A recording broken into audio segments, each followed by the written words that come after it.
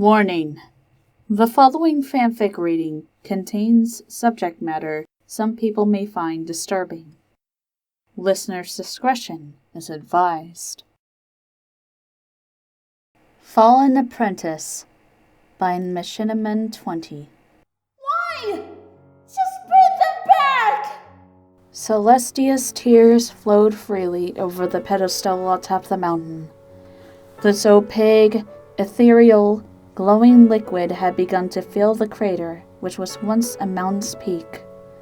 This crater, which overlooked Canterlot, had been carved out to place a memorial to 5 that had gone, long ago, and one other who wanted nothing more than to be with them.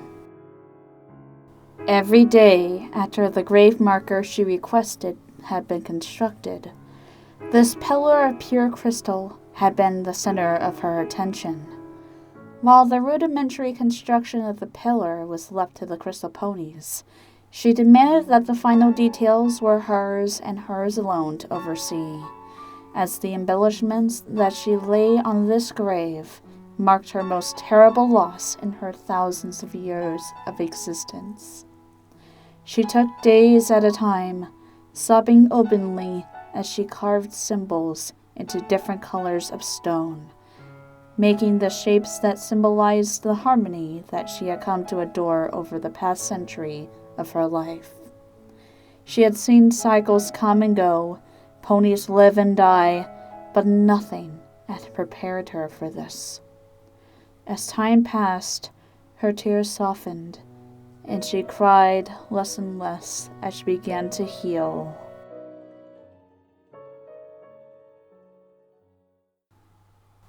Twilight, I'm sorry. You know I cannot. As painful as it is, death is not something that can be reversed. Your friends have passed on. This is true. You learned of your royal blood years ago. You, of all ponies, should have known that you would live to see this day, as you will live to see many more.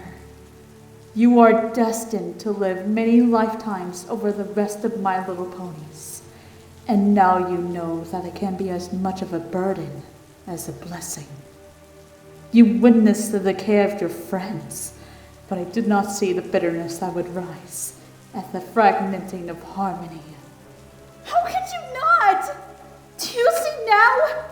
I am alone. I have nothing.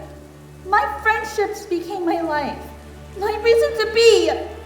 They are gone, and now you are the only one left. I may live for many years, but I will still be gone before the time that Spike awakens. You have to bring them back. Please. The rain spattered over Twilight Sparkle's coat, leaving a sheen as the color slowly changed, from a lavender hue to a darkened purple, and eventually to a shade of black that can only be described as empty. Her mane and tail became rough, coarse, and blackened as her coat had done. Her horn distended and elongated, became jagged and sharp. Her cutie mark, the symbol of her meaning in life, faded from her flank. Her eyes, once a shade of purple, became blue, and images of saddened fire danced across her irises. Discordance turned her gray before, but this was much worse. Celestia's mouth gaped as she stared at her faithful student. Twilight, you didn't. You couldn't. Surely you knew the dangers. Twilight nodded slowly, emptiness now encompassing her entire being.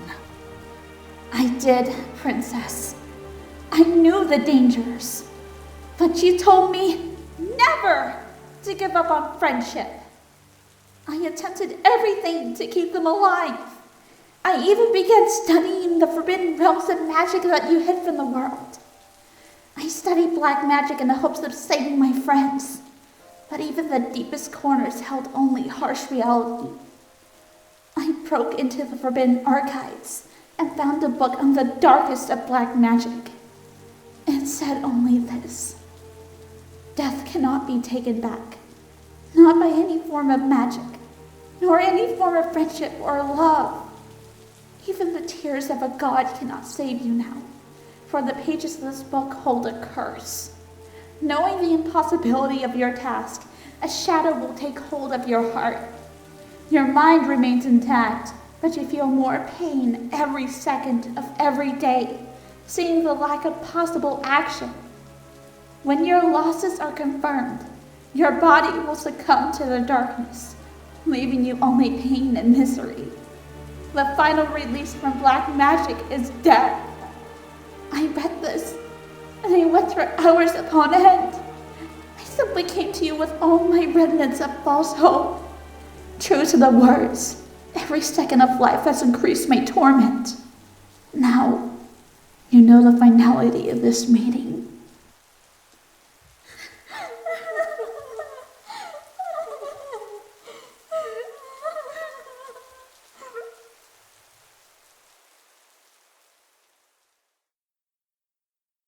Celestia looked up at the pedestal once more.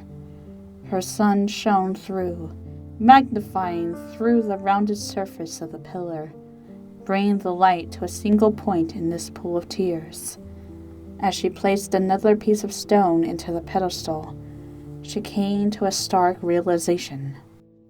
The tears began to well up again, and the dam of her emotions was held up by several days of careful focus, nothing more.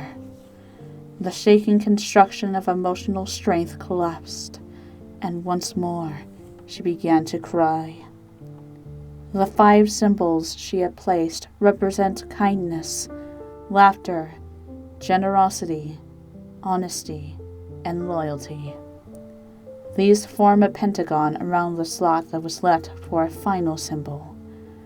Her subconscious ordering of the elements was almost too imperfect. As Celestia gathered her materials, she attempted to stem the flow of tears that continued to run steadily down her face.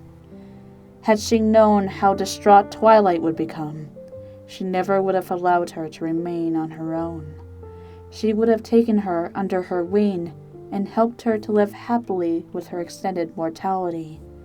And she and Luna, blessed Luna, who had been by her side through this loss, could have been as sisters to Twilight. She might have even lived to see her assistant awaken from his many centuries of sleep. She might have grown equal to her mentor in such a short span of centuries. Those chances were gone now, never to return. Celestia began carving a 6-pointed star out of magenta obsidian. Stopping to look up at the sky, she thought to herself, was this really the end? Would her faithful student never send another letter? She closed her eyes. My faithful student, I can only hope that you are truly happy again, with all of your friends. May you bring harmony to the lands above.